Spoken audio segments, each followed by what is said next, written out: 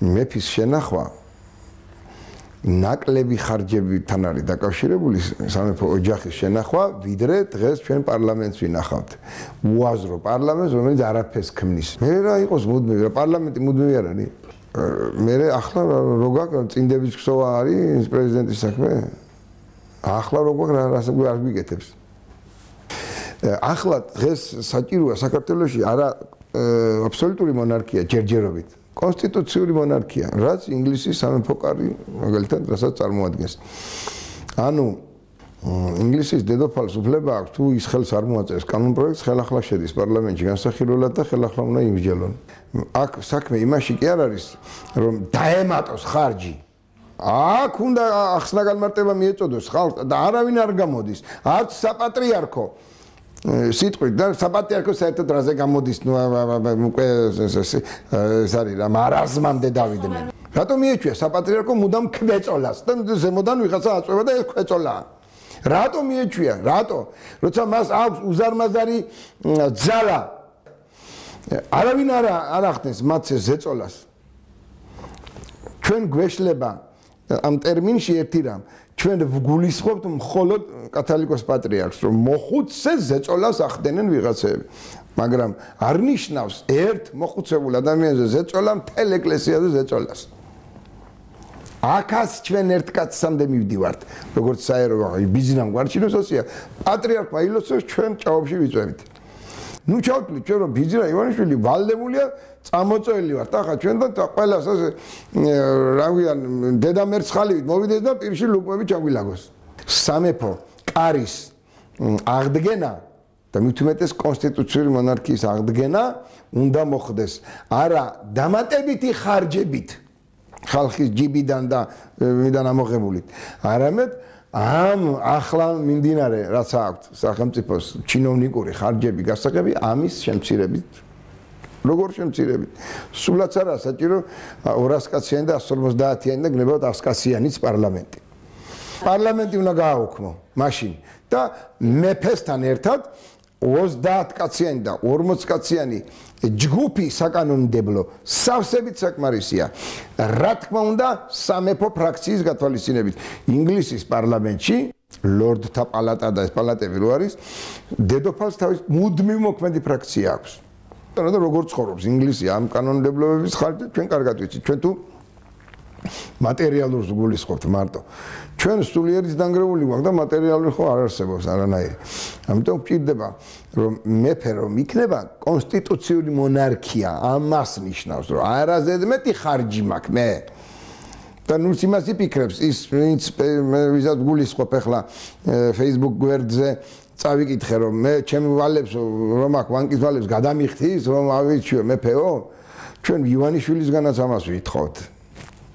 რომ ჩემი ბანკის ვალი რომ აქ შენ გადამიხადე შენ ბევრი ფული გაქვს და გადამიხადე როგორ გინდაბაო რატო გაქვს ბევრი ფული ვაყაჩაღებთ ამ კაცს რომ ვერ ვახერხებთ რომ ვაყაჩაღებთ რა გამოდის პარლამენტი უნდა შემცირდეს ძალიან და პარლამენტი კი აღარ უნდა იყოს უბრალოდ დაანებეთ ამ სიტყვებს თავი პარლამენტი პრეზიდენტი საკანონმდებლო ორგანო პრეზიდენტი საერთოდ არა საჭირო ქვეყანაში თავადი სამეფო ინსტიტუტმა და აი ამ დარბაზმა ჩვენ რო ახლა პარლამენტს ვეძახით სამეფო დარბაზმა რომელიც საკანონმდებლო ორგანოა უნდა უწოდოს ადამიანს რომელიც გამორჩეულია ერის წინაშე საღვთო ნიჭიერებით საერო ნიჭიერებით ინიციატივებით და თავდადებით მილიონი ხელმოწერა შეგროვდა ბატონი მიხეილ ანდღულაძის და ერთსულოვნების და მეთაურობით მეც გახდით ბატონი თემურ შაშიაშვილი რა ვიცი უამრავი გავერთიანდით მილიონი ხელმოწერა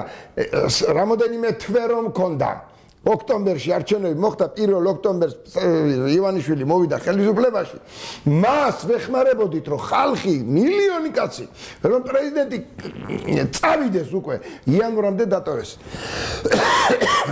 და იმ 4 თვეში 32000 მოქალაქეს და თურქს და არაბს ასე შემდეგ მოქალაქეობა მისცა ჯინაზე აი თქვენო სულში დანაო და არ თვითონ ივანიშვილმა და კიდევ სხვებმა თავის ამერიკის ელჩიანად არ გამაგდებინეს პრეზიდენტი მილიონი კაცი ვიდექით იცით იცით ეს თქვენ ისე ჩამესმის ყურში ბატონი ივანიშვილის სიტყვები ამას თუ არა ირჩევთო ბარგველაშვილზე არ გახსოვთ კაცო მე გადავდგები ისოდეთ ეს თუ არა გირჩევიათ პრეზიდენტატო არ მითხრათ ახლა ეს სიტყვები არ არსებობს აღარ არსებობს შეიძლება დღეს რო საპატრიარქომ გამოაცხადა წაგვეშალა აუდიო ჩანაწერიო მამალაძის საქმეზე ისე წაეშალა შემთხვევით ვიღაცას ასე საშლელი გაეკრა ფურცელზე და წაეშალა შემთხვევით არ უნდოდა იმ საშლელის გაკრობლა და ასე გაუსვა შემთხვევით ადამიანის აზროვნებაში ამდენი ცუდი შემხედვარე აღარ ფიქრობს ეს კარგი იქნება საუკეთესო გამოსავალი თუ იქნება აღარ ფიქრობს ამაზე ახლა მეორე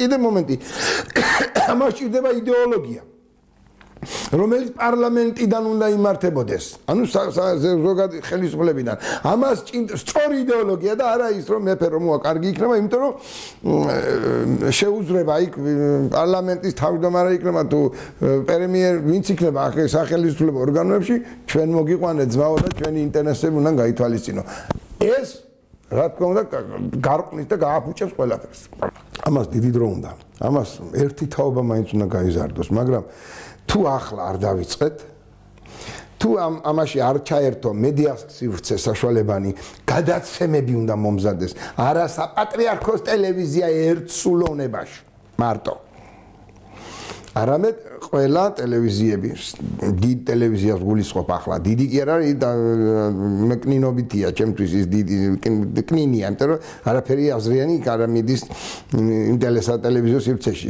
ჩემთვის მაგალითად ახლა რატომ არ პეტდება ამ თემაზე გადაცემები იდეა უნდა მოკვდეს და იმიტომ ეს კარგია და კარგი როგორ უნდა გააკეთონ ქვეყნისთვის მე რა უთხრან იმათ თავიანთ პატრონებს რომლისგანაც ისინი იკვებებიან იდეებითაც და ყველაფრით ამერიკელი იქნება თუ რუსი თუ იორდანიელი ჩემთვის მნიშვნელობა არ აქვს თუ ებრაელი თუ სომეხი რა მნიშვნელობა აქვს მაგას ჩემთვის ჩემი ქვეყანას ღუპავს ჩემი ხელისუფლება მონარქიისთან დაკავშირებით ბერი გაბრიელის უამრავი მოსაზრებაა ჩაწერილი და შეიძლება თუ ქონიათ მონარქიის დაკავშირებით მეფე გვინდაო კაცო როგორ არ ქონია ორი სასულიერო პირი როგორც კი დაჯდება და ეს თუ ესენი დამაშვრალნი არიან რა თქმა უნდა ერზე ზრუნვით საქვეყნო კეთილ დღეობაზე ზრუნვით მათი საუბარი მხოლოდ ეს თემა უნდა იყოს როგორ უშველოთ ამ ხალხს და არა ის რომ წირვის დროს ამან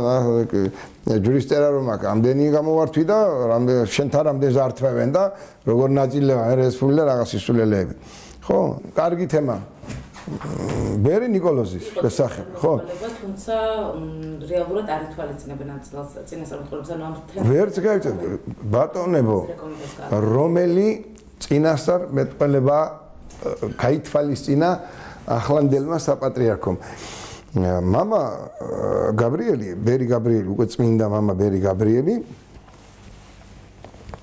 ყოველ ფრაზაში წინასწარმეტყველურ აზრებს დებდა.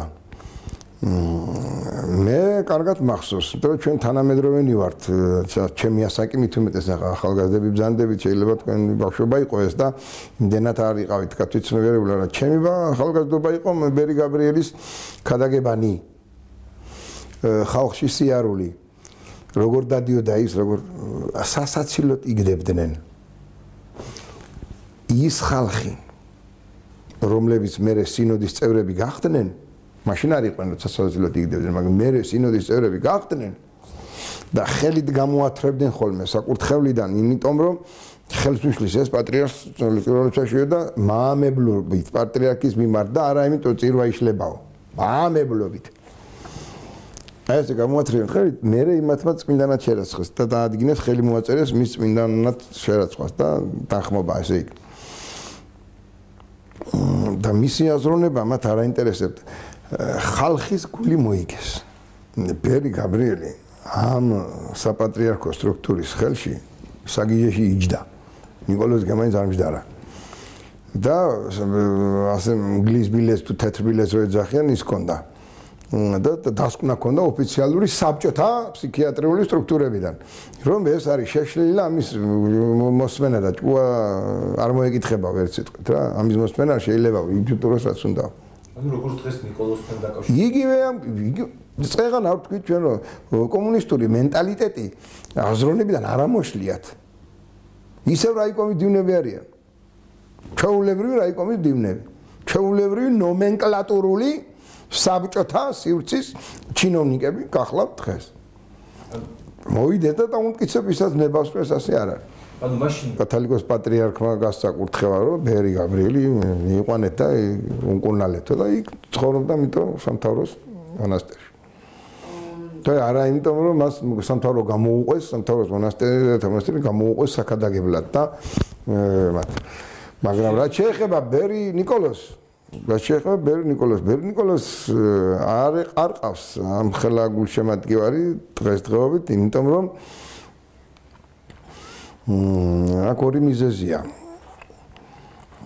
და მე ამას ხმამაღლა ვიტყვი პირველი მიზეზი გახლავთ ის რომ დღევანდელ ეკლესიაში ზუსტად იგივე ძალებია და უფრო გაბოროტებულნი და უფრო გაყოყოჩებულნი, ამიტომ ისინი ასე იოლად როგორც ბერი გაბრიელის საკითხი გადაწყდა, არ გადაწყვიტავენ ბერი ნიკოლოზის საკითხს. ამას წინ ვისმენდი დეკანოზ თეოდორე იგნაძის ქადაგებას დუმილის შესახებ, როცა ადამიანი დუმილს იცავს.